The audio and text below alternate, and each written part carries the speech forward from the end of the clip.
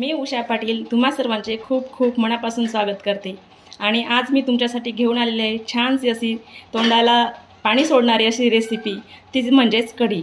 कढी ही सर्वांचीच फेवरेट आहे आणि कढी खिचडी हा जर बेत असला तर नक्कीच पोटभर जेवण नक्की सर्वांचं होतं। मग त्यासाठी काय साहित्य लागतं ते आपण बघून घेऊया।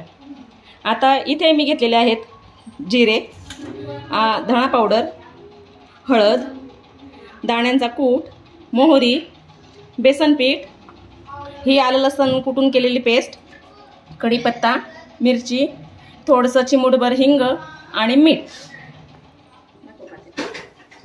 आता इथे मी एक मोठं पातेलं तपवायला ठेवलेलं आहे आणि पातेलं आपलं छान तपलेलं पण आहे।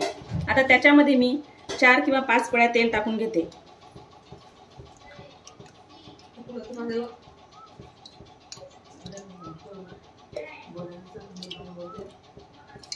आता तुम्ही विचार करत असाल ताईने एवढे पातेलं का ठेवलं, तर याचं मागचं मी तुम्हाला कारण सांगते।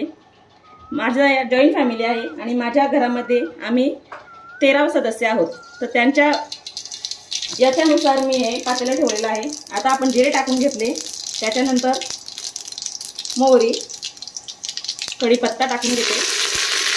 कढीपत्ता छान तळायला लागला की लगेच आपण त्याच्यामध्ये मिरची टाकून घेऊ।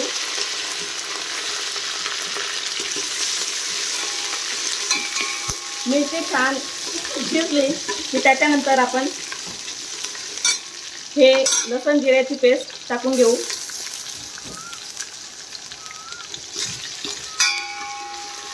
लसूण आणि आल्याची पेस्ट ही जास्त जळायला नको, नाही तर त्याचा करपट असा वास येतो। आता याला 1 मिनिट अर्धा मिनिटभर त्याला छान परतून घेऊया। आणि आता याच्यामध्ये घालूया आपण हिंग। हिंगाने खूप छान टेस्ट येते कढीची।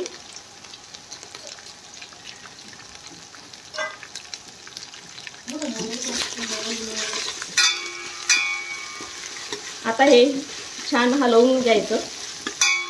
याच्यानंतर आपण याच्यामध्ये टाकणार आहोत धना पावडर, थोडासा दाण्यांचा कूट,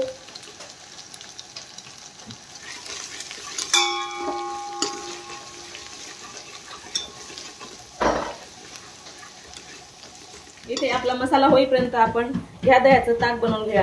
हे माझ्या घरच्या गीर गाईच्या दुधापासून बनवलेलं दही आहे आणि ह्या दह्याची मी कढी बनवून दाखवते आहे। तर मग चला आपण याचं ताक बनवून घेऊया। आपण दह्याचं ताक बनवून घेतलेलं आहे आणि हे ताक आपण या मसाल्यामध्ये सोडणार आहोत।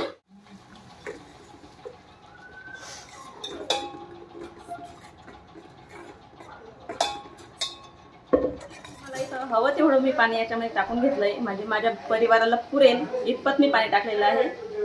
हे बेसन पीठ सुद्धा मिक्सरला फिरवून घेऊया, जेणेकरून आपल्या कढीमध्ये एकही गुठळी होणार नाही।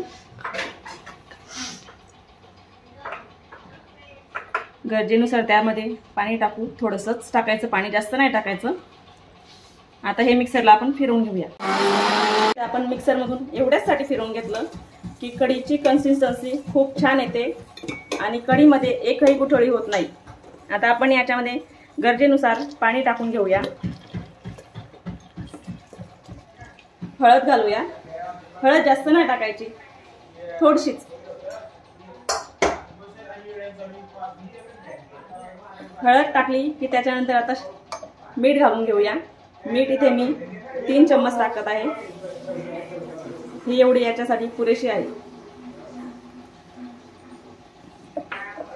मीठ घातल्यानंतर याला छान हलवून घ्यायचं आणि जोपर्यंत याला उकळी येत नाही तोपर्यंत याला आपण असंच हलवत राहायचं, जेणेकरून आपली कढी ही फुटणार नाही आणि कढी ही एकसारखी होईल।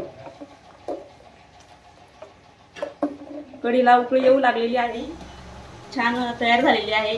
हिला मी 15 मिनिटापासून उकळत आहे आणि तिला उकळी देऊन देऊन कलर सुद्धा खूप छान आलेला आहे। आता आपली कढी खाण्यासाठी तयार झालेली आहे, तिला आपण काढून घेऊया।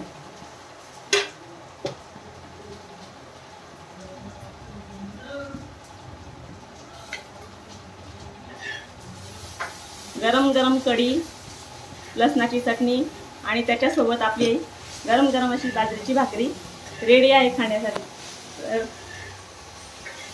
तुम्हाला ही रेसिपी कशी वाटली, तुम्ही सुद्धा ही रेसिपी बनवून बघा आणि मला नक्की कळवा ही कशी झाली। माझ्या चॅनलला लाईक करा, शेअर करा आणि सबस्क्राईब नक्की जरूर करा। धन्यवाद।